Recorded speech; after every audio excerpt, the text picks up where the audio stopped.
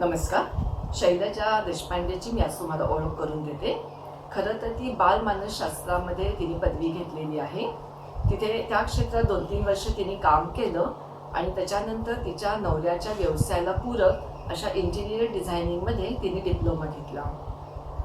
जवळजवळ 15 वर्ष या व्यवसायाशी निगडीत तिने अनेक प्रकल्प यशस्वीरित्या हाताळले. मात्र हे काम करत असताना कुठेतरी आपण पर्यावरणाला हानी तर पोचवत नाही होत ना, असं तिचं मन खात होतं. शेवटी तिने या व्यवसायाला रामराम ठोकला आणि पर्यावरण क्षेत्रामध्ये काम करायचं ठरवलं. त्याच्याशी संबंधित अशा तिने sustainable management and natural resources आणि नेचर कॉन्झर्वेशन या विषयात डिप्लोमा घेतला. तसंच ground water and watershed management यातला पण एक कोर्स पूर्ण केला. हा शिक्षणाचा पाया रचल्यानंतर 2014 साली तिने आणि तिच्या सहकाऱ्यांनी मिळून जीवित नदी या NGOची स्थापना केली. त्यांनी केलेल्या संशोधनानुसार नदीमध्ये जे प्रदूषण होतं त्यातलं 70% प्रदूषण हे आपल्या घरातील घातक रसायनांच्या माध्यमातून होतं. सकाळी उठल्यापासून आपण ज्या ज्या गोष्टी वापरतो, मग त्याच्यामध्ये अगदी तुमची टूथपेस्ट, शॅम्पू, तुमची वेगवेगळी क्रीम्स, परफ्यूम्स, तुमचे फरशी पुसायचे लिक्विड्स, कॉस्मेटिक्स, काहीही प्रत्येक छोट्या मोठ्या गोष्टीमध्ये घातक रसायनांचं प्रमाण खूप जास्त प्रमाणावर असतं आणि आपल्या ड्रेनेजमधून शेवटी ते नदीला जाऊन मिळतं. त्यामुळे थोडक्यात आपण जर पर्यावरणपूरक शैली जर अनुभवली तर मृत होऊ लागलेल्या नद्यांना संजीवनी मिळण्याची शक्यता निर्माण होईल. शैलजा गेले 7 वर्ष स्वतःही विषविरहित जीवनशैली म्हणजे टॉक्सिन फ्री लाईफस्टाईल अंगीकारत आहे. त्यांच्या या कामाचं महत्त्व जाणून घेऊन टेरी या एनर्जी अँड रिसोर्सेस इन्स्टिट्यूटतर्फे त्यांना ग्रीन हिरो अवॉर्ड हा अत्यंत मानाचा पुरस्कार मिळाला आहे. तसंच इंडिया रिव्हर फोरमतर्फे 2020चा भगीरथ सन्मान पुरस्कारही मिळाला आहे. तर आता आपण शैलजाकडनं जाणून घेऊया तिच्या कामाचं स्वरूप. ते ऐकल्यानंतर आपल्या जीवनशैलीमध्ये आपण जरी थोडा जरी बदल करू शकलो तरी पर्यावरणाला त्याची खूप मदत होईल. धन्यवाद. आता तुम्ही फिल्म बघितली आहे, माझ्या मते तुम्हाला साधारण लक्षात आलंच असेल की ही मी मुद्दाम तेलुगूमध्ये दाखवली होती तुम्हाला, की तरी सुद्धा आपल्याला त्याच्यामध्ये कळतं की काय त्याचा मेसेज होता किंवा नक्की काय होतं त्या फिल्ममध्ये. तर त्या संदर्भातच हे आजचं माझं थोडंसं बोलणं असणार आहे. ही फिल्म जी दाखवली त्याचाच विषय मी पुढे या माझ्या प्रेझेंटेशनमध्ये बोलणार आहे. आणि विषद्रव्य रहित शैली हा आत्ताच्या किंवा आजच्या बोलण्याचा माझा मेन फोकस असणार आहे. आणि विषद्रव्य रहित शैली म्हणजे नेमकं काय आणि त्याच्यामधून प्रॉब्लेम्स आपल्याला आणि पर्यावरणाला कसे होतात आणि त्याच्यावर उपाय काय, हा थोडासा आवाका मी घेणार आहे या ह्याच्यामध्ये. आणि का बरं अशा गोष्टी आपण अंगीकाराव्यात? सध्या आपलं चाललंय ते काय वाईट चाललंय हो? छान चाललंय की सगळ्या गोष्टी ज्या आपण वापरतो, सगळ्या सोयीच्या गोष्टी वापरतो. काय बिघडतं त्याच्यामध्ये? काय बिघडण्यासारखं काहीच नाहीये. मला सगळ्या सोयी मिळत आहेत, मी आनंदात आहे. पण जेव्हा मी आता विषद्रव्य म्हणती आहे, तेव्हा आपलं संपूर्ण सृष्टीच खरं म्हणजे एक प्रकारच्या रसायनांनी भरलेली आहे. रसायनाशिवाय ही सृष्टी होऊच शकत नाही. आणि यामध्ये निसर्गनिर्मित रसायनं खूप आहेत, जशी आपल्या शरीरात पण आहेत. आपलं ब्लड हे एकच रसायन आहे. आपल्या शरीरामधले वेगवेगळ्या पचन क्रियेसाठी येणारे वेगवेगळी द्रव्य ही सुद्धा एक रसायनच आहेत. मग विषद्रव्य रहित याच्यामध्ये रसायन हे चांगल्या अर्थाने मी म्हणणार आहे आणि विषद्रव्य म्हणजे हीच रसायनं पण जी आपल्याला बाधक आहेत या बाबतीत आपण जास्त बोलणार आहोत. तर अशी कुठली केमिकल्स, दुर्दैवाने माझ्या प्रेझेंटेशन मधल्या स्लाइड्स इंग्लिशमध्ये आहेत, पण तुमच्या लक्षात येईल सगळं अर्थात, कारण तुम्ही सगळे हायली एज्युकेटेड आणि ज्येष्ठ आणि श्रेष्ठ आहात, त्यामुळे मला त्याबद्दल जास्त सांगायची आवश्यकता नाही पडणार.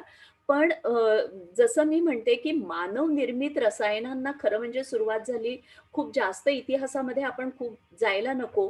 पण रोग वेगवेगळ्या प्रकारचे म्हणजे जे आपण पॅन्डेमिक आत्ता जो आला, अशा प्रकारचे रोग पूर्वीही येऊन गेलेले आहेत. इन्फ्लुएन्झा सारखे किंवा प्लेग आहे, वेगवेगळ्या ह्याच्यामध्ये.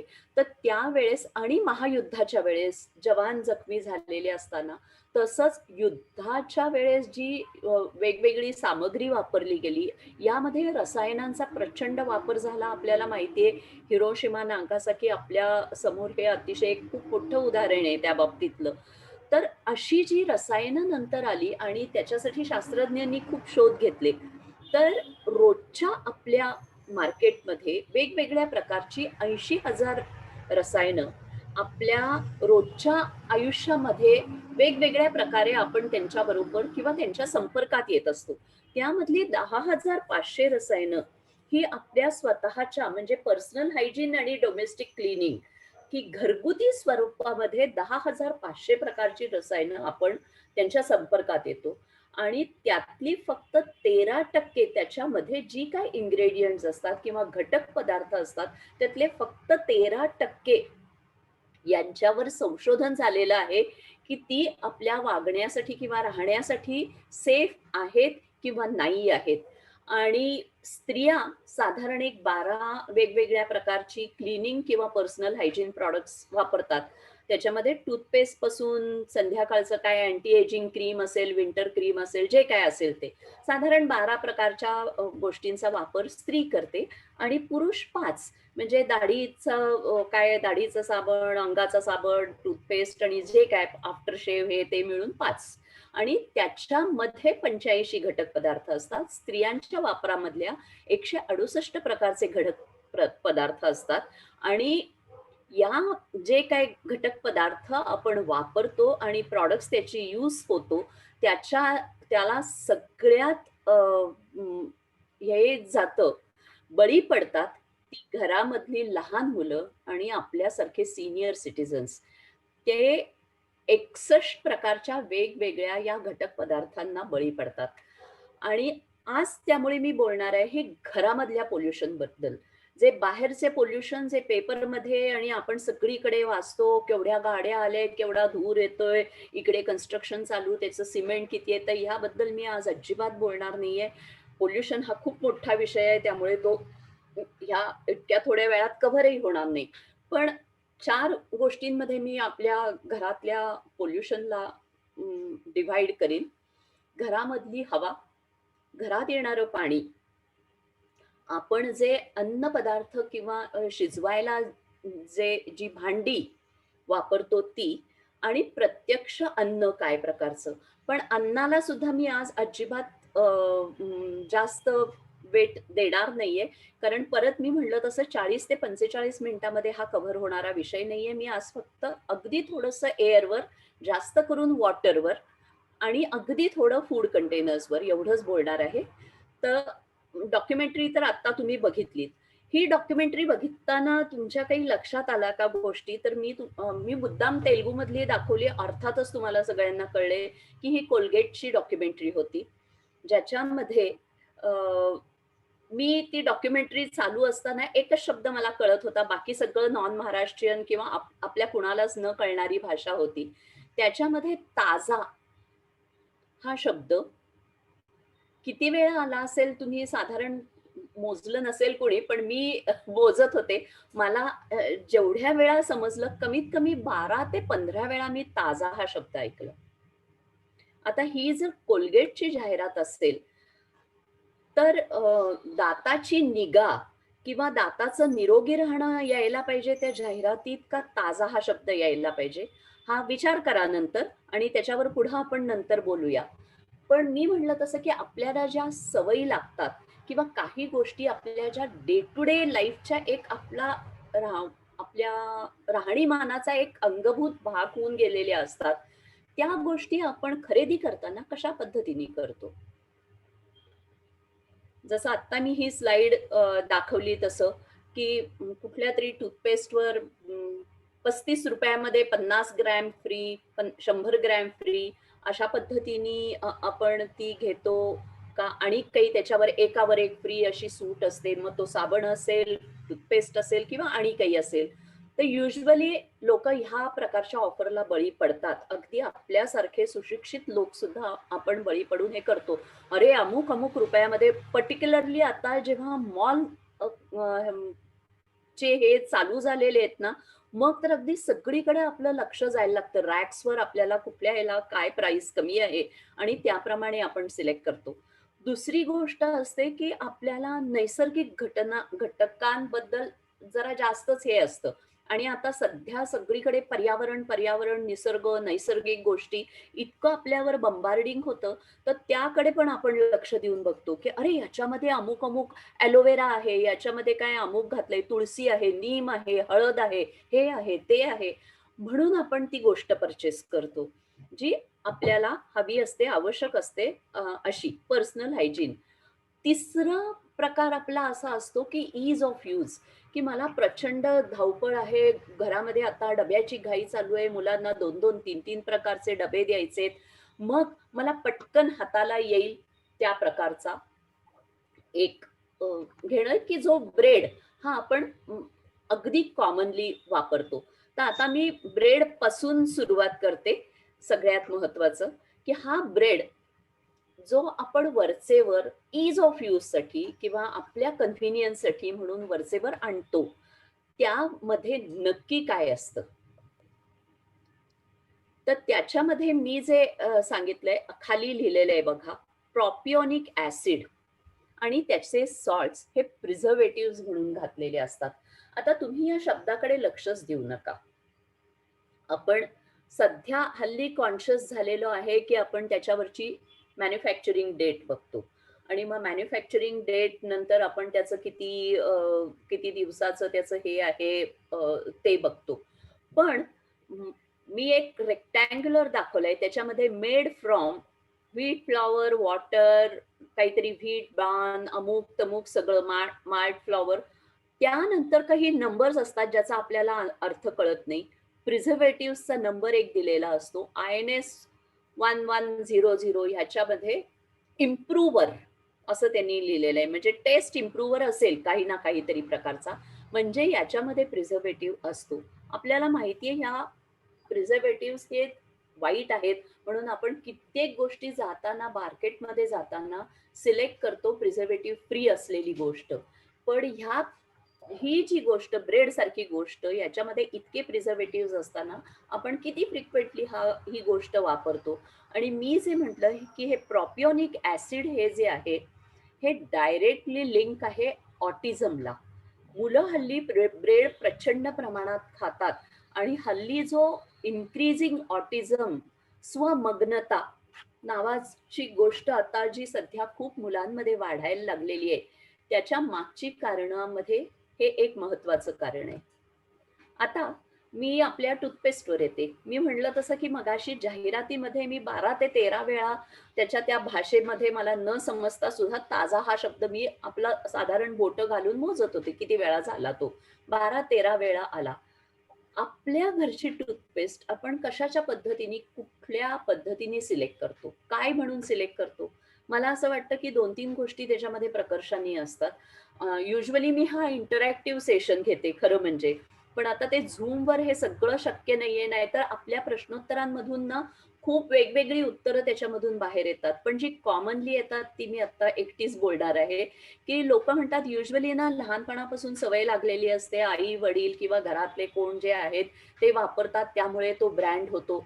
कधी-कधी मुलं मोठी व्हायला लागल्यावर मुलं म्हणतात, "हा नाही, मला हाच पाहिजे" म्हणून मग तो ब्रँड मार्केटमधला यायला लागतो.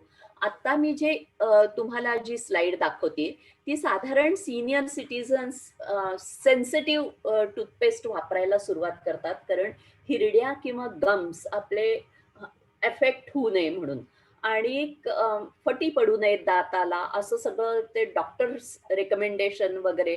आणि म्हणून आपण ती टूथपेस्ट घरी आणतो आणि त्याच्यामध्ये वरती लिहिलेलं असतं अँटी कॅव्हिटी टूथपेस्ट. पण त्यामध्ये इन्स्ट्रक्शन्स काय आहेत आणि त्याच्यामध्ये इन्ग्रेडियंट्स काय आहेत, हे आपण किती वेळा वाचतो? किती जणांनी वाचलेलं आहे या बाबतीत? तर आता इन्ग्रेडियंट्समध्ये मी लिस्ट वाचून दाखवते तुम्हाला. Silica, polyethylene glycol, potassium nitrate, sodium lauryl sulphate, tetra sodium pyrophosphate. आणि आता ठीक आहे, आपल्याला आपण त्या केमिस्ट्री बॅकग्राऊंडचे नाही, मला यातलं काही कळलं नाही म्हणून आपण ते बाजूला ठेवूया. इन्ग्रेडियंट्स काय आहेत ते इन्स्ट्रक्शन्स मध्ये वाचूया. ही तर आपल्याला कळायला पाहिजे. Thoroughly brush thoroughly twice a day as instructed by dentist or physician. हे कळलं मला. Under 12 use only on advice by doctor. ही इन्स्ट्रक्शन आपण वाचलेली असते का? आणि जी टूथपेस्ट आपण सेन्सिटिव्ह टूथ साठी वापरतो त्याला खाली त्यांनी दिलेले आहे, sensitive teeth may indicate underlying problem that may need prompt care. मग ही तुमच्या दातासाठी सुयोग्य टूथपेस्ट कशी काय झाली? See your dentist if the problem persist आणि do not swallow. He instructions आपण कित्येक वेळा वाचत नाही. त्याचं कारण ती अगदी बारीक अक्षरात लिहिलेली असतात आणि वाचायचं ठरवलं तर आपल्याला लिटरली भिंग घेऊन वाचायला लागतं. आता ह्या इन्ग्रेडियंट्सचं साधा सोपी गोष्ट जी आहे ती मी सांगते. सिलिका म्हणजे वाळू, हे तर आपल्याला सगळ्यांना माहितीये. मग ह्यानी दाताचं इनॅमल चांगलं होईल का खराब होईल? वाळू जर मी रोज दातावर घासली तर दातावर काय परिणाम होणार आहे? सोडियम फ्लोराईड हे अँटीबॅक्टेरियल म्हणून वापरलं जातं त्याच्यामध्ये. कारण कुठलीही टूथपेस्ट ही अँटीबॅक्टेरियल म्हणून जाहिरात केली जाते. ती अँटीबॅक्टेरियलची जाहिरात जी असते ती आपल्या दातांसाठी अजिबात नसते. त्यामध्ये जे घटक पदार्थ वापरलेले असतात त्याच्यामध्ये फंगस किंवा बॅक्टेरियल फॉर्मेशन होऊ नये म्हणून हे वापरले जातात. आणि सोडियम फ्लोराईड हे रॅट पॉइझन आहे. म्हणजे त्याचा काय अपाय आपल्यावर होत असेल? ते कार्सिनोजेनिक आहे, रेस्पिरेटरी आणि कार्डियक डॅमेजेस. जर आयुष्यभर म्हणजे 5व्या वर्षापासून जर मी 80-90 वर्षापर्यंत हे वापरत असेल तर मी एक विषकन्या किंवा विष काय म्हणेन, मुलाला काय म्हणायचं मला माहिती नाही, असा मी हळूहळू तयार होत असतं ऍक्च्युली. पॉलिइथिलीन ग्लायकॉल हा खूप फास्ट ऍब्सॉर्ब होतो आणि तोंडामध्ये सगळ्या गोष्टी लवकर ऍब्सॉर्ब होतात. तोंडाला काय माहिती हो तुम्ही काय चांगला पदार्थ घातलाय का वाईट पदार्थ घातलाय? त्याचं काम काय आहे की लाळ सोडणं आणि ते सगळं घोळवून घोळवून घोळवून त्याचं पचन करणं. तर त्यामुळे हा जो आहे पॉलिइथिलीन ग्लायकॉल हा फास्ट ऍब्सॉर्बिंग आहे, जो which damages your brain, kidney आणि लिव्हर. आणि मग वेगवेगळ्या प्रकारचे आपल्याला जे आता लवकर विस्मरण होणं किंवा किडनी स्टोन्स, लिव्हरचे, जो माणूस कधी आयुष्यात अल्कोहोलला टच सुद्धा केलेला नाही अशा कितीतरी लोकांना लिव्हरचे इश्यूज होतात. सोडियम लॉरेल सल्फेट हे पण शरीरामध्ये खूप वेळपर्यंत राहतं, विच डॅमेजेस आईज, स्टमक आणि nervous system. Increasing dementia, Alzheimer's ह्या सगळ्याच्या मागे मोठ्या प्रमाणात सोडियम लॉरेल सल्फेट हे एक महत्वाचं कारण आहे. पॅराबेन्स म्हणजे प्रिझर्वेटिव्ह, ज्याच्याबद्दल मी ब्रेडच्या मध्ये बोललेलीच आहे ऑलरेडी. पॅराबेन्स म्हणजे दुसरं काहीही नसतं, प्रिझर्वेटिव्ह असतात वेगवेगळ्या प्रकारची. टेट्रा सोडियम पायरोफॉस्फेट हे एंडोक्राईन डिस्रप्टर्स असतात. एंडोक्राईन डिस्रप्टिंग हॉर्मोन हे डायरेक्टली आपल्या हॉर्मोन्सवर काम करतात. म्हणजे आता वरचेवर होणारे आपले थायरॉइड सारखे, थायरॉइड हा हॉर्मोनल डिसीज आहे. सो डिस्टर्बन्स वेगवेगळ्या प्रकारचे किंवा वजन वाढणे अथवा वजन अतिशय कमी होणं किंवा वंध्यत्व किंवा म्हणजे हे कन्सीव्ह व्हायला प्रॉब्लेम्स येणं, हे सगळे जे प्रॉब्लेम्स आहेत हे ह्या अशा प्रकारच्या केमिकल्स मधून येतात. हे एकदा वापरून नाही म्हणत मी, जे मी परत पुन्हा पुन्हा तेच सांगते की रोज मी या प्रकारच्या ह्या गोष्टी असलेले जर 4, 5, 6 प्रॉडक्ट्स वापरत असेल सकाळी उठल्यापासून रात्री झोपेपर्यंत, तर ऑब्व्हियसली ते आपल्या बॉडीच्या कॅरिंग कपॅसिटीपेक्षा जास्त असणार आहे. त्यामुळे त्याचा कुठं ना कुठंतरी आपल्या बॉडीवर अपाय होत असणार आहे. पॅकेजिंग ऑफ द प्लॅस्टिकचं, आता मी प्लॅस्टिकचं वेगळं सांगणारच नाही कारण त्याबद्दल इतकं रोज इतक्या प्रकारचे व्हॉट्सअप जरी हे सगळं येत असतं ना, त्यामुळे प्लॅस्टिकवर मी आता काहीही बोलणार नाही. पण हे सगळी जी केमिकल्स मी म्हणलं तशी ही सगळं कॉन्कॉशन आहे, ही सगळी नॉन पॉइंट सोर्सेस आहेत. म्हणजे आपल्या घरातून, आपल्या घरातल्या वेस्ट वॉटर मधून बाहेर पडणाऱ्या गोष्टी आहेत. हे मी एक कोलगेट वापरत असेल, दुसरा कोणीतरी आणि एक्स ब्रँड वापरत असेल, तिसरा कोणीतरी वाय ब्रँड वापरत असेल, त्याच्यामधले इन्ग्रेडियंट्स अनेक वेगळे असतील. आणि पाणी हे युनिव्हर्सल सॉल्व्हंट आहे, हे आपल्याला माहिती आहे. पाण्याचं कामच आहे सगळ्या गोष्टी आपल्यामध्ये विरघळवून घेणं. त्यामुळे हे नॉन पॉइंट सोर्सेसचं जे पोल्युशन असतं, हे पर्यावरणातून बाहेर काढायला अतिशय अवघड असतं किंवा अशक्यच असतं, असं म्हणेन. आणि त्यामुळे ते पाण्यामध्येच काय, पाण्यामधून पर्यायाने मातीमध्येही येतं. त्यामुळे माती आणि पाणी हे दोन्ही प्रदूषित व्हायला आपण कसं अ, हे करत असतो, मदत करत असतो, त्याचा एक थोडासा हे. आता मी फ्लोर क्लीनरवर येते.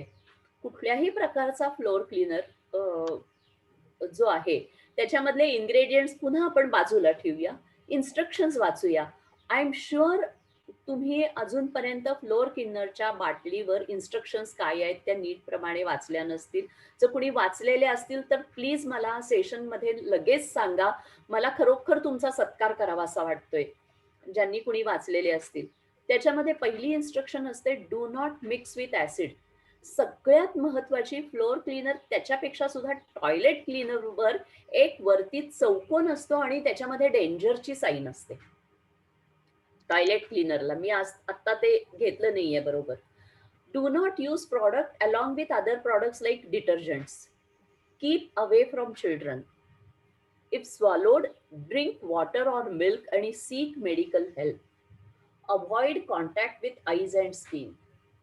In case of accidents, rinse and call doctor. Show label or container to doctor. Store and in dry place in the same container and keep it upright in cool place. Use diluted on kadappa, kota and cement surfaces. आपण हे वाचले. साधं फरशी पुसायला एवढ्या instructions आहेत आपल्याला. मग हे वापरायचं का नाही वापरायचं, हा हा निर्णय शेवटी आपला असला पाहिजे. कारण ह्याची आवश्यकता आहे का? मग एवढ्या जर मला हे हार्म करत असेल, इतक्या इन्स्ट्रक्शन्स असतील, तर ही गोष्ट साधं फरशी पुसायला मी खरं म्हणजे नुसतं पाणी वापरलं तर उत्तम आहे. त्याच्यामुळे ते तर क्लोरिनेटेड वॉटर आहे, जे माझ्याकडे पुणे म्युनिसिपल कॉर्पोरेशन पाठवतीये. ते ऑलरेडी निर्जंतुक पाणी पाठवते. मग त्याच्यामध्ये आणि काही घालण्याची मला जरूर आहे का, हा विचार करण्याची गोष्ट आहे. आता आपण इन्ग्रेडियंट्स कडे जाऊया. सोडियम हायपोक्लोराईड मगाशीच मी टूथपेस्ट मध्ये पण सांगितलं, आता हे फ्लोअर क्लीनर मध्ये पण आलं. सोडियम हायड्रॉक्साईड पण टूथपेस्ट मध्ये होतं, याच्यामध्ये पण आलं. फ्लोअर क्लीनर मध्ये परफ्यूम घालायची काय आवश्यकता आहे? वास त्याला कशाला असायला पाहिजे? त्याचं काम काय आहे? फरशी पुसून स्वच्छ करणं. त्याला वास यायला पाहिजे, ही डिमांड प्रॉबेबली आपली झाली आहे. सो परफ्यूम हे कॉन्कॉशन ऑफ मेनी केमिकल्स असतात, कुठल्याही प्रकारचे. आणि स्टॅबिलायझर. तर आता ह्या सगळ्या ह्याचे मी ऑलरेडी पहिल्या ह्याच्यामध्ये घटकांचे वेगवेगळे दुष्परिणाम सांगितलेलेच आहेत, की ते कॅन्सरस आहेत. आता आपण सारखे म्हणतो की तुम्ही तुमच्या लहानपणाची गोष्ट आठवा, की तुमच्या लहानपणी कॅन्सर्स म्हटलं की हातपाय आपले गळायचे, घरातले लोक पूर्णपणे दुःखी व्हायचे. आता घरटी एक कॅन्सरची हे असते, केस असते. कुणाला ना कुणाला तरी आपल्या घरामध्ये, फॅमिलीमध्ये कुठल्या ना कुठल्या तरी प्रकारचा कॅन्सर झालेला असतो, जो आपल्या लहानपणी नव्हता. का वाढायला लागलेत अचानक? त्याच्या मागे पण काही कारण आहेत. आपण थोडीशी त्याचा शोध घेणं आवश्यक आहे. तर हे सगळे बॅड इफेक्ट्स मी ह्याच्यामध्ये लिहिलेले, की डोळ्याला अपायकारक आहेत, ते करोसिव्ह आहेत आणि कार्सिनोजेनिक आहेतच. आता त्यातले जे ठराविक हे जे मी आता तुम्हाला इन्ग्रेडियंट्स सांगितले ना, त्यातले एक 5 सगळ्यात विषारी किंवा खूप कॉमनली सगळ्या प्रत्येक गोष्टीमध्ये वापरले जातात, असे 5 कॉमनची थोडक्यात मी माहिती देणार आहे. त्यातला महत्वाचा आहे ट्रायक्लोसान. ट्रायक्लोसान हा अँटीबॅक्टेरियल म्हणून वापरला जातो. कशा-कशामध्ये वापरला जातो? अर्थातच टूथपेस्ट, कारण अँटीबॅक्टेरियल पाहिजे. मग अँटी डॅन्ड्रफ शॅम्पूमध्ये, अँटी रिंकल क्रीममध्ये, अँटी अमुक जे काय अँटी आहे त्या सगळ्यामध्ये ट्रायक्लोसान असायलाच पाहिजे. आणि ट्रायक्लोसान विथ क्लोरिनेटेड वॉटर. तर ट्रायक्लोसान हे मीटिंग ऐकायची पाण्या करा, चांगल्या गोष्टी ऐकायला मिळतात. मी थांबू का जरा वेळ? नाही नाही, ज्यांचा कोणाचा ऑडिओ अनम्यूट आहे त्यांनी तो प्लीज म्यूट कराल का?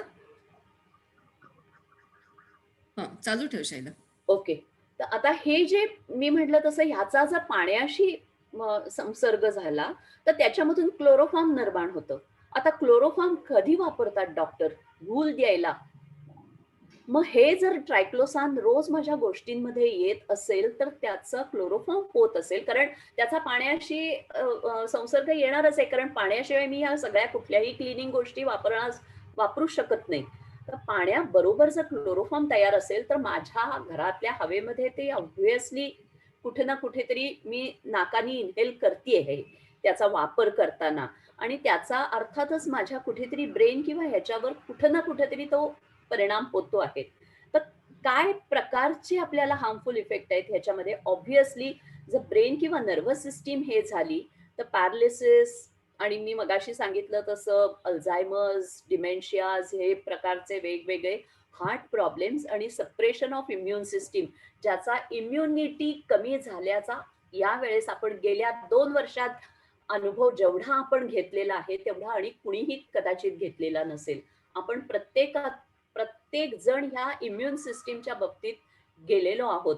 मग की का आपल्या इम्युनिटीज एवढ्या का कमी होत आहेत? एवढी इम्युनिटी आपली कमी होण्याचं कारण काय आहे हे पण आपल्याला माहिती असणं आवश्यक आहे. फ्रॅग्रन्सेस, मी म्हटलं तसं की परफ्युम्स आणि फ्रॅग्रन्सेस हे सगळ्या गोष्टींमध्ये, आणि सगळ्यात महत्वाचं हे कमर्शियल प्रॉडक्ट्स लहान मुलांच्या प्रॉडक्ट्सना सुद्धा सोडत नाहीत त्याच्यामधून. सगळ्या कॉस्मेटिक्स मध्ये तर असतातच असतात. आपल्या सगळ्या, अरे कपडे धुण्याच्या साबणाला वास का यायला पाहिजे? मला अजूनही न कळलेली गोष्ट आहे. टॉयलेट क्लीनरला वास का यायला पाहिजे? बाकी स्प्रेज आणि परफ्युम्स तर हे मी जाऊच दे. मुलांना हल्ली आपण पूर्वी कपड्यांनी पुसायचो किंवा कापसानी, आपल्याकडे स्टरलाइज्ड कॉटनचे हे मिळायचे आणि त्यांनी मुलांची तर वेट वाईप्स आता वेड्यासारखे वापरले जातात यंगर जनरेशन कडून, आणि त्याच्यामधून किती गोष्टी त्या मुलाच्या सगळ्यात सेन्सिटिव्ह ऑर्गन मधून जात असतात हे आपल्याला कळत नसतं. एनिवे, हे हार्मफुल इफेक्ट जे आहेत हेच ती बेबी किंवा ते बाळ जन्माहून बाहेर आल्यापासून हे घ्यायला सुरुवात करते. कुठं ना कुठं तरी तिच्या शरीरामध्ये नाका वाटे, स्किन वाटे, कारण आपली स्किन पण ब्रीथ करते आहे. आपल्या स्किन सच्छिद्र आहे आणि ती ब्रीथ करते आणि ती शोषतीये पण. सोडियम किंवा अमोनियम लॉरेल सल्फेट हे एक अतिशय महत्वाचं आहे की ज्याला फेस येतो, ज्या गोष्टीला म्हणजे प्रत्येक जाहिरात जर तुम्ही बघितली तर फेस येणारी, प्रत्येक गोष्टीला फेस यायलाच पाहिजे, त्याच्याशिवाय मला स्वच्छ झाल्यासारखं, हे सायकोलॉजिकल फोबिया आपल्याला झालेला आहे की याच्यामधून, आणि त्यामुळे सगळ्या प्रकारच्या आपल्या धुण्याच्या वस्तूंमध्ये सोडियम किंवा अमोनियम लॉरेल सल्फेट हे अतिशय घातक विषद्रव्य आपल्या ह्याच्यामध्ये असतं. जे मी तुम्हाला म्हणलं तसं की हे खूप काळपर्यंत हे विषद्रव्य आपल्या शरीरात राहू शकतं. हे तुम्ही किती पाणी प्यायलात तरी ते शू वाटे किंवा नंबर 1 किंवा नंबर 2 वाटे पटकन बाहेर पडत नाही. हे शरीरामध्ये जसंच्या तसं राहतं आणि त्याचा इफेक्ट ते करून मग कदाचित बाहेर पडत असावं. आता ह्याच्यावर बरेच संशोधन अजून चालू आहेत. मिनरल ऑइल्स ही सगळ्या प्रकारच्या बेबी प्रॉडक्ट्स मध्ये वापरली जातात. कृपया आजपासून शपथ घ्या की ह्या पुढे जॉन्सन बेबी किंवा कुठल्याही प्रकारचे बेबी हॅम्पर्स तुम्ही कुठल्याही बाळाला भेट देणार नाही. तुम्हाला काही द्यायचं नसेल ना तर देऊ नका, प्रेमाने त्याच्यावर प्रेम करा, पण चुकीच्या गोष्टी देण्यापेक्षा न दिलेल्या चांगलं. आपल्याकडे खरोखर जुन्या काळामध्ये जुने मुलांचे धुतलेले स्वच्छ केलेले कपडे वापरण्याची प्रथा होती. जुन्या आईच्या किंवा आजीच्या साड्यांच्या करून दुपटी करण्याची प्रथा होती. इवन आमच्यासारखी जेव्हा आपण मोठे व्हायला लागलो तेव्हा डायपर्स सुद्धा ना जुन्या कपड्याचे आपण बांधत होतो. आपण डिस्पोजेबल डायपर्स कधी वापरत नव्हतो. जेव्हा प्रवासाला किंवा 2-4 तासासाठी जायचं असायचं तेव्हा ते क्लॉथ डायपर्स आपण घेऊन जायचो. मला वाटतं पुन्हा ही वेळ आली आहे ह्या गोष्टीचा विचार करायची. ज्या प्रकारच्या पोल्युशन्सला आपण सामोरे जातो आहे, त्या ह्याच्यामध्ये लहान मुलांसकट मोठ्या वयाच्या व्यक्तीपर्यंत प्रत्येकाने आपण काय वापरावं आणि काय वापरू नये याचं कॉन्शियसली विचार करण्याची आवश्यकता आली आहे. आणि ही मिनरल ऑइल्स काय करतात, बाळाची स्किन इतकी नाजूक असते, तर त्या छिद्रांनाच ते बंद केलं की मुलांना लवकरात लवकर बघा इंटेस्टिनल डिसऑर्डर्स लहान मुलांमध्ये वरचेवर व्हायला लागतात. व्हिटॅमिन डिफिशियन्सी लहानपणापासून आईचं दूध असताना किंवा सगळ्या प्रकारची तुम्ही प्रोटीन्स, प्रोटीनेक्स आणि अमुक तमुक असताना व्हिटॅमिन डेफिशियन्सी का व्हावी मुलांना? मुलांची स्किन ड्राय व्हायला लागते. असे बऱ्याच प्रकारचे त्याच्यामध्ये असतात. हेवी मेटल्स आता तुम्ही सगळे सिनियर सिटीजन्स आहात, त्यामुळे तुमच्यामध्ये कॉस्मेटिक्स किंवा लिपस्टिक्स आणि ह्या प्रकारचे मेकअप्स वापरणारे खूप कमी असतील. पण तरी सुद्धा हेवी मेटल्स हे सगळ्यात महत्वाचा काम करतात दोष. म्हणजे आत्ता जे नवीन ह्याच्यामध्ये बाहेर लागलेल्या 2 गोष्टी, इनफर्टिलिटी. आता आपल्या खरोखर वाण्याच्या दुकानासारखे इन्फर्टिलिटी सेंटर्स निघायला लागलेले आहे. त्याच्या मागे काहीतरी कारण आहे, वेगळं कारण आहे. किती लवकर ह्या मुली वेगवेगळ्या प्रकारचे हे मेकअपच्या गोष्टी वापरायला लागतात. मेकअप करावा, वापरण्याबद्दल अजिबात नाही, पण एखाद्या मित्राबरोबर डेटिंगला जाताना एखादी हलकीशी लिपस्टिक लावली, ठीक आहे. कुठे पार्टी आहे, बर्थडे आहे, त्यावेळेस काही थोडाफार मेकअप केला, ठीक आहे. रोज सकाळी मला भाजी आणायला जाताना सुद्धा मला लिपस्टिक लावायला लागते. पण त्याचा अपाय माझ्या शरीरावर काय होतो याचा कारण ते मला माहिती नाही. मी कॉन्शियसली त्याचा विचार केलेला नसतो की how it is harming my health. आणि काही मी फक्त नावं टाकली आहेत, अशी ही नावं अनएंडिंग आहेत. मी म्हटलं तसं की 10,000च्या वर वेगवेगळे अशी इन्ग्रेडियंट्स आपल्या सगळ्या रोजच्या गोष्टींमध्ये वापरली जातात. त्याच्यामधली फक्त 200 किंवा 300 वर आजपर्यंत रिसर्च होऊन त्याची एस्टॅब्लिश झालेली आहे टॉक्सिसिटी. बाकीच्यावर तर अजून रिसर्चच झालेला नाहीये. त्यामुळे तो प्रश्न, जी गोष्ट मला माहिती नाही ती गोष्ट मी सांगू शकणार नाही, कारण ज्याचा रिसर्चच झाला नाहीये किंवा एस्टॅब्लिश फॅक्ट्स नाहीयेत याबद्दल न बोललेलं बरं. पण आता मी एक साधं क्लोरीन हे एक कंपाऊंड फक्त आपण त्याचा विचार करूया की किती गोष्टींमध्ये क्लोरीन असतं. सगळ्यात महत्वाचं आपल्या पाण्यामध्ये असतं. पाण्यामधल्या क्लोरीनला तर आपण काहीही करू शकत नाही. ते पीएमसी कडून फिल्टर करतानाच क्लोरीन येतं. मग आपण वेगवेगळ्या कुठल्या कुठल्या गोष्टींमध्ये शिवाय क्लोरीन वापरतो. सगळ्या प्रकारच्या सॅनिटरी, जी गोष्ट पांढरी आहे त्या सगळ्यामध्ये क्लोरीन किंवा ब्लीच, ज्याला ब्लीचिंग म्हणतात. ब्युटी पार्लरमध्ये गेल्यावर ब्लीचिंग म्हणून जे गोरं दिसण्यासाठी ब्लीचिंग वापरलं जातं. All types of wet wipes, कुठल्याही प्रकारचे वाईप्स असतील, sanitary pads, tampons, anti itch creams, नंतर अँटी एजिंग क्रीम्स किंवा अँटी काय ते टोन हे करणारी जी मध्यंतरी ती जाहिरात नंतर त्यांनी बदलली की ताजगी म्हणून ते म्हणायला लागले. फेअरनेस क्रीमच्या ऐवजी त्यांनी तो बदलला. तेव्हा त्यांच्या लक्षात आलं की हा एस्टॅब्लिश रिसर्च झालेला आहे त्या फेअरनेस क्रीमला आणि म्हणून त्यांनी ते फेअरनेस बंद केलं. तर anyway, tea bags, tissue papers, किती साधा आपण हॉटेलमध्ये गेलं की पहिला हात आपल्याला का टिश्यू पेपरला जातो, वेड्यासारखे आपण वापरायला लागलोय. मग ह्या सगळ्याची जर बेरीज आपण केली तर क्लोरीन आपण किती अमाऊंट मध्ये वापरतोय, beyond our body can take. आणि म्हणून स्त्रियांमध्ये सगळ्यात जास्त आता थायरॉइडचं जे प्रमाण वाढतंय त्याच्या मागे मोठं एक महत्वाचं कारण आहे क्लोरीन. तर अशा सगळ्या गोष्टींची जर आपण गोळाबेरीज केली असं म्हणूया की toothpaste, shaving creams, bath accessories वेगवेगळ्या प्रकारचे, ह्याच्यावर नॅशनल केमिकल लॅबोरेटरीनी जवळजवळ 28-30 वर्षापूर्वी एक खूप छान रिसर्च केला. प्रत्येक गोष्टीचं लाईफ सायकल ॲनालिसिस, म्हणजे त्याचा प्रत्येक घटक पदार्थाचा त्यांनी हिशोब केला, ज्याच्यामध्ये आपण प्रत्येक व्यक्ती 22 ते 40 ग्रॅम वेगवेगळ्या प्रकारची केमिकल्स वापरतो. ग्रॅम्स हे वजनामध्ये झालं, पण त्या सगळ्याचे घटक पदार्थ जर इन्ग्रेडियंट्सची बेरीज करायची झाली, ती जवळजवळ 300च्या वर जाते. 200 ते 300च्या रेंजमध्ये हे घटक पदार्थ जातात. म्हणजे एवढे घटक पदार्थ पाण्यामध्ये आपल्या पाण्यामधून जात असतात. आणि आज जर 40 ग्रॅम विषयुक्त पदार्थ मी माझ्या घरातून माझ्या स्वतःच्या स्वच्छतेसाठी आणि घराच्या स्वच्छतेसाठी वापरून पाण्यामध्ये सोडत असेल आणि आपल्या पुण्याचं पॉप्युलेशन 50 लाख असेल, तर 2 लाख किलो टॉक्सिक वेस्ट हे फक्त घरगुती वापरातून नद्यांमध्ये जाते. आणि आपण फक्त कॉर्पोरेशनला नावं ठेवत असतो, काय हे कॉर्पोरेशन ट्रीटमेंट प्लांटच नीट करत नाही. त्यांचे ट्रीटमेंट प्लांट चालतच नाहीत.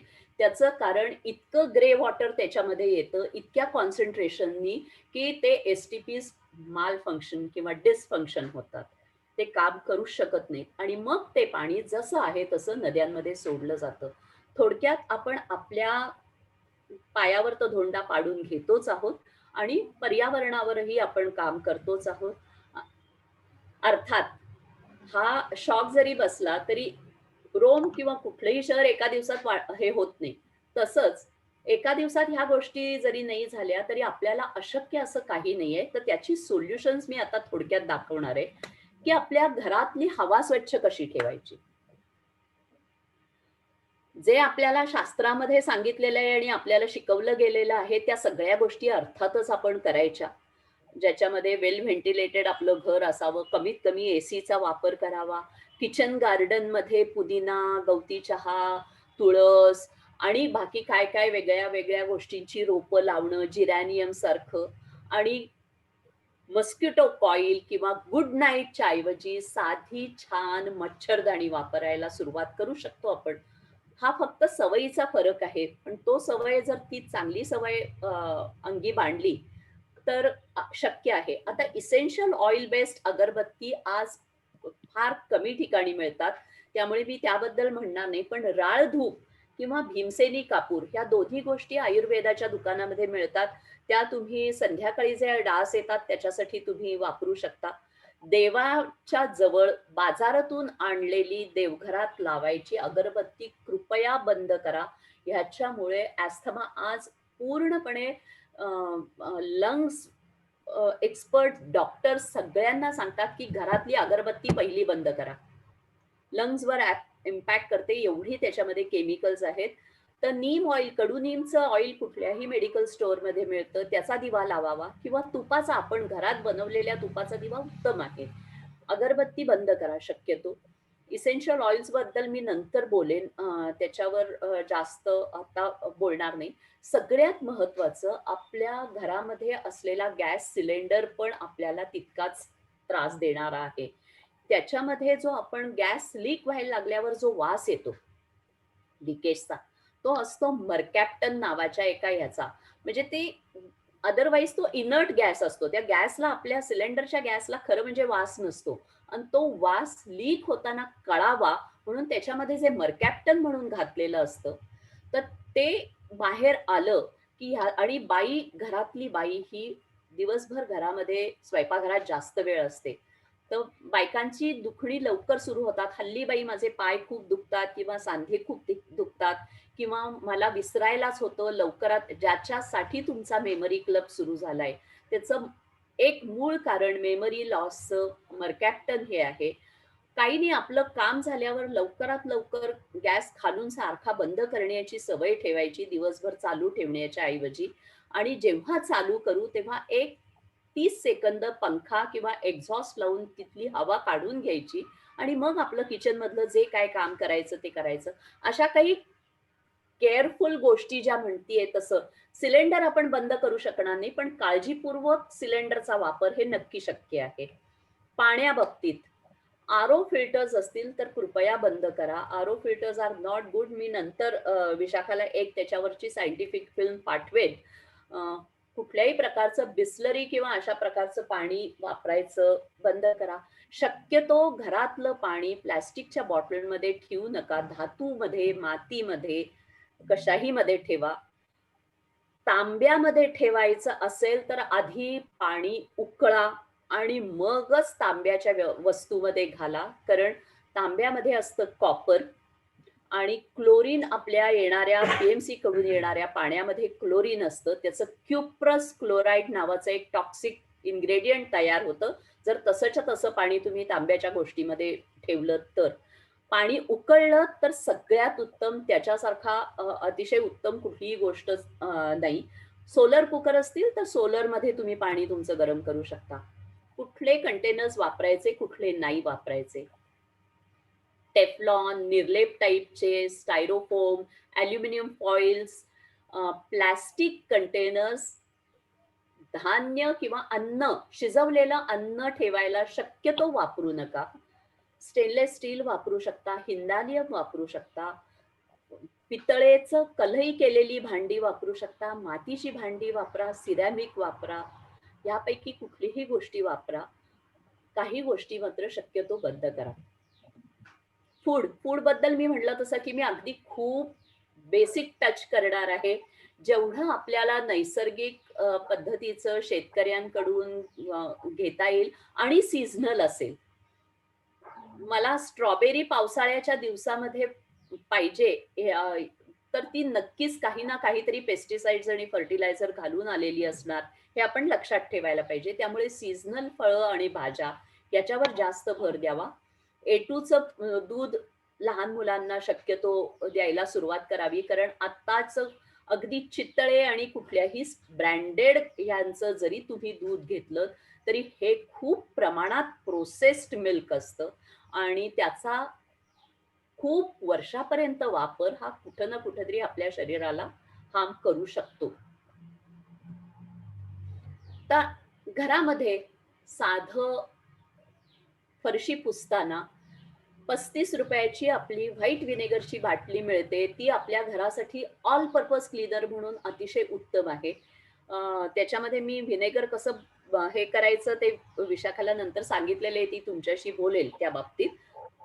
बेकिंग सोडा आणि व्हिनेगर हे तुम्ही संडास धुवायला वापरू शकता. मग मध्ये 2 चमचे बेकिंग सोडा, त्याच्यावर 1 कपभर व्हिनेगर घालून ते टॉयलेटमध्ये जर ओतलं, 1 मिनिट ठेवलं आणि नंतर ब्रशनी साफ केलं तर अतिशय स्वच्छ टॉयलेट होतं. बोरिंगचे स्टेन सुद्धा बेकिंग सोडा आणि व्हिनेगरनी नळ स्वच्छ होतात.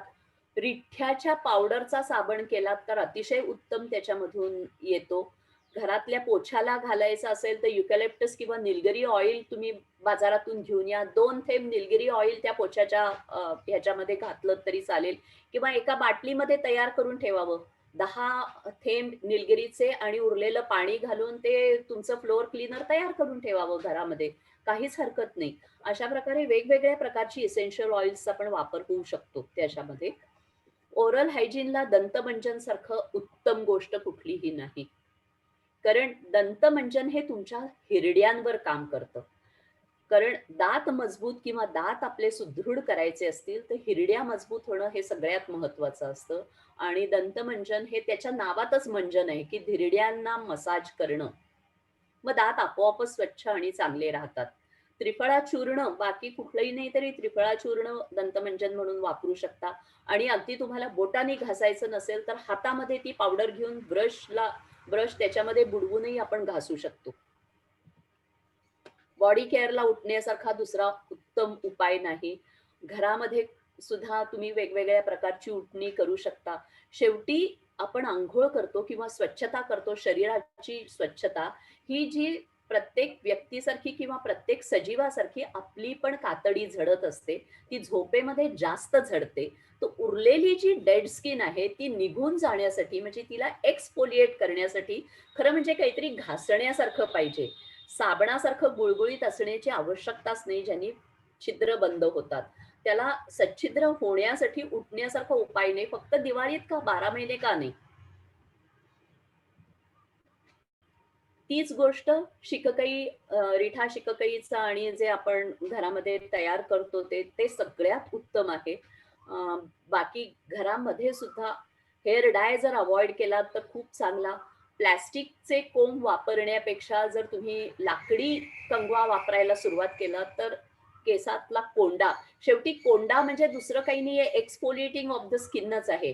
ती स्किन जर ड्राय झाली तर ते कोंड्याच्या रूपाने तुम्हाला ते सांगत असते तुमची बॉडी, की अरे तुझ्या डोक्यात कोंडा झालाय, म्हणजे जरा लक्ष दे, ती कोरडी पडली आहे त्वचा, त्याला काहीतरी तेल तेल पाण्याची आवश्यकता आहे, ते आधी कर, मग तुझा कोंडा आपोआप कमी होईल. तर अँटी डॅन्ड्रफ शॅम्पू वापरण्यापेक्षा अशा पद्धतींचा वापर करणं अर्थातच खूप चांगलं राहील. शेव्हिंग क्रीमला सगळ्यात महत्वाचं, जर तुम्ही दाढी अंघोळीनंतर केली तर काही करायलाच लागत नाही. अदरवाईज घरातलं दही, दूध, लोणी हे लावून तुम्ही दाढी करू शकता. ओरिजिनल युडिकोलॉन जे प्रॉपर फ्रॅग्रन्स आहे त्याच्यामध्ये घेऊ शकता. गरम पाण्यामध्ये रेझर बुडवून दाढी करू शकता. गरम पाण्याने किंचित आधी केस नरम करून मग दाढी करता येते. शेव्हिंग क्रीम अवॉइड करायचा असेल तर बऱ्याच गोष्टी आहेत. राजीव दीक्षितांची फिल्म जरूर बघायला सांगा सगळ्या पुरुषांना. त्यांनी अतिशय सुंदर एक्सप्लेन केलंय की दाढीच्या शेव्हिंग क्रीमला काय काय पर्याय आहेत. राजीव दीक्षित खूप चांगले बोलले त्याच्यामध्ये. इसेन्शियल ऑइल्स हे एक प्रकारचे वनस्पतीचे अर्क आहेत, वेगवेगळे अर्क की जे म्हणजे ट्री बार्क किंवा लीव्स किंवा कुठल्याही वनस्पतीचा तो सगळ्यात कॉन्सन्ट्रेटेड भाग असतो. त्याची बॉटल अशी छोटी असते, कुठल्याही मेडिकल स्टोअरमध्ये असतात, जे फर्स्ट एड म्हणून वापरता येतात.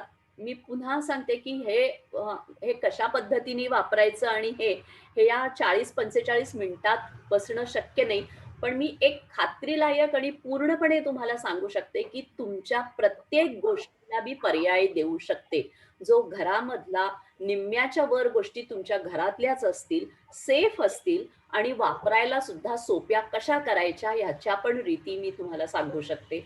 या पद्धतीने फर्स्ट एड सुद्धा, तुमचं फर्स्ट एड किट ह्या अँटी इसेन्शियल ऑइल्स मधून तयार होऊ शकतं. Actually first aid kit. सगळ्यात शेवटी आता फक्त हे मला, कारण करोनाच्यामुळे हे मी घेतला ही स्लाइड, युजली ह्याच्या आधी मी घेत नव्हते, पण प्राणायाम तुम्ही सगळे लोक करतच असाल त्यामुळे प्राणायामाला पर्याय नाही हे तुम्हालाही माहितीये. सकाळी ऑर्गॅनिक किंवा नैसर्गिक हळद आणि पाणी, कोमट पाणी उठल्या उठल्या अंशपोटी पिणं ह्यानी खूप फरक पडतो. नंतर हायड्रोजन पेरॉक्साईड कुठल्याही मेडिकल स्टोअर मध्ये मिळतं, 6% असतं ते, त्याच्यामध्ये तेवढंच पाणी घालायचं, ते 3% होतं. ते कुठल्याही गोष्टी धुवायला, तुम्हाला सॅनिटाईज करायला, काहीही साफ करायला, डोअर हँडल्स अमुक तमुक हे करायला, सॅनिटायझर्स आणि कुठलीही केमिकल्स न वापरता ह्या गोष्टी वापरू शकता तुम्ही. कुकिंग व्हिनेगरचं सर्दी खोकला, मायनर सर्दी खोकला होत असेल तर हेच व्हिनेगर, व्हाईट व्हिनेगर छोट्या बाटलीमध्ये घालून जर तुम्ही दिवसातून 3-4 वेळा हुंगलत तर तुमचे स्वतःचे बॅक्टेरियाज रेस्पिरेटरी ट्रॅक्ट मध्ये किंवा नाकामध्ये तयार होतात, जे तुमच्यासाठी ती फाईट देतात. नंतर कॅलेंड्युला ही होमिओपॅथिक क्रीम आहे. 1000 वेळा सॅनिटायझर लावण्यापेक्षा घरातून बाहेर जाताना जर कॅलेंड्युलाचं क्रीम तुम्ही हाताला लावलं आणि बाहेर पडलात तर कुठल्याही सॅनिटायझरचा वापर करायची आवश्यकता नाही. ह्याचा परिणाम 4 ते 5 तास तुम्हाला टिकतो. तुम्ही बाहेरची कामं करून परत येऊ शकता. तोंडामध्ये ठेवताना समप्रमाणात ओवा आणि बडीशोप हे तुम्ही तोंडात ठेवलं तर तोंडामधून बॅक्टेरिया तुमच्या शरीरात येणार नाहीत. आणि गार्गल आणि स्टीम बद्दल खूप सांगितलं गेलंय त्यामुळे त्याबद्दल मी जास्त बोलणार नाही. एक मी छोटीशी फिल्म दाखवणार आहे फक्त आणि मग मी संपवते.